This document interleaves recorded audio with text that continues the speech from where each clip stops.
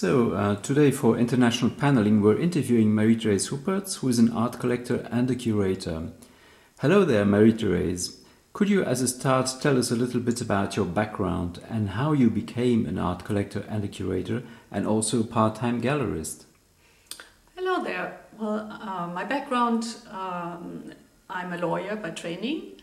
I worked in international media and software businesses for more than 25 years, dealing mostly with regulatory issues to enable business development of those businesses around the globe. Besides, I've always had a keen interest in visual arts, but also performing arts, literature, music. So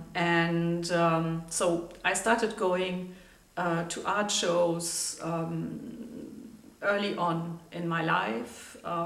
I started collecting early on. In the beginning, mainly posters from shows that I liked to decorate my student flat, and those posters were gradually replaced by real artworks. Initially, I really enjoyed works by artists like Max Ernst or Marc Chagall. In the 80s, I was very interested in American pop art.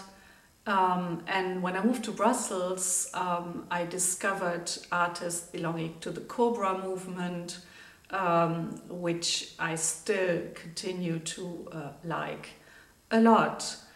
When I quit my corporate job in 2014, I guess, I thought that I wanted to dedicate more of my time to one of these areas that I really enjoyed keeping myself busy with. And so I took some trainings at the Berlin UDK in curating, art management, and how to deal with artist estates. And ever since, I've been running shows here in Berlin, but also in Brussels.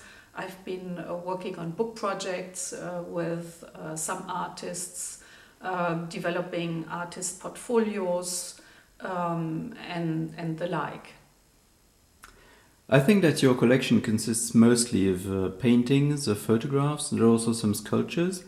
Yet your background, as you said, has a fair amount of tech in it. So what do you think of the digital arts, video, NFTs, virtual reality, that whole zone, also when compared to more traditional modes? Well, true. My collection, it's actually a collection my husband and I built over the past 30 years, is quite traditional in the sense that we focus mainly on contemporary now and the areas you already mentioned. What I like about these types of works is their materiality. I like to be able to interact with them, to surround myself with them, to be able to think about what they tell me, to be able to touch them. But that doesn't mean that I do not like digital arts. To the contrary, I have been going to the KIK Festival in Belgium every year. I have been even exhibiting one of the artists who keeps himself busy with those issues such as artificial intelligence and you name it. His name is Mathieu Surstrassen. He had his last show at Beaux-Arts in Brussels early December, and I showed him in Brussels and in Berlin. And in Berlin, the show that I did with him was a solo show. It was called Rendering Brutalism, and it was based on a device that he developed using a machine originating from the MIT. So I'm fairly interested in those things, but when it comes to collecting, I have to say I prefer works that I can touch, that I can see anytime, that I can interact with, without having to revert to a device for rendering the artwork. So I'm not at all interested in buying a certificate like in the NFT space that would allow me to access an artwork stored somewhere on a server.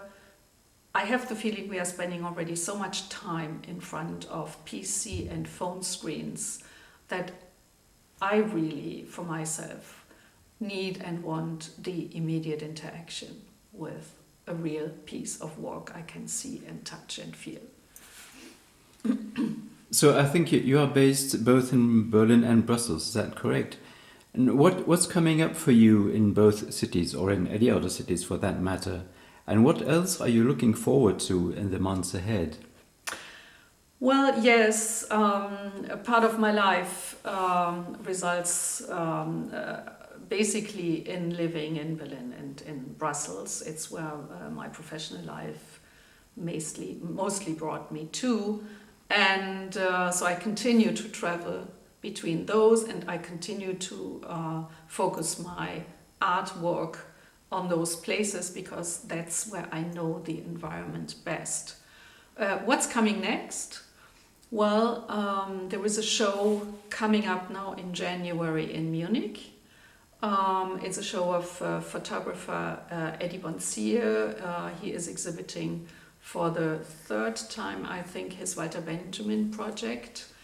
Then there is going to be a show in early March in a gallery in Bonn, where the gallerists asked me to curate a show for them. I'm working with a Brussels-based French artist right now on part of her oeuvre, which has never been shown to the public so far. I guess it's going to be resulting in a show which may be ready by 2024, the earliest, maybe even later. And I'm talking to a gallerist to maybe set up some more shows in Brussels next year. So stay tuned. Okay, thank you.